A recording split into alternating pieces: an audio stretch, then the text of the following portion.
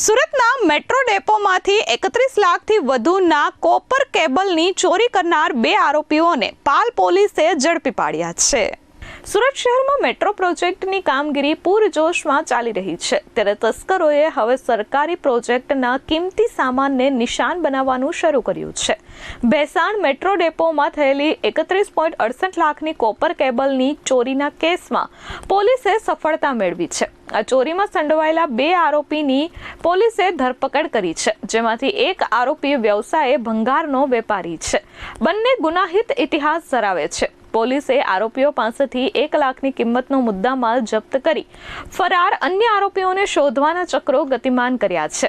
હાલ પોલીસે મનીષ હામિદ શેખ અને વણકર સૌસિંગભાઈ કટારાની ધરપકડ કરી છે। પકડાયેલ મનીષ મૂળ રાજસ્થાનના ભરતપુરનો વતની છે અને તે ભંગારનો વેપારી છે।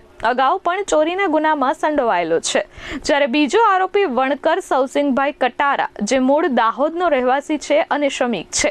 આ ચોરીની ઘટના ગત તારીખ 28 ફેબ્રુઆરીથી 2 માર્ચ દરમિયાન બની હતી। Bureau report S24 news Surat.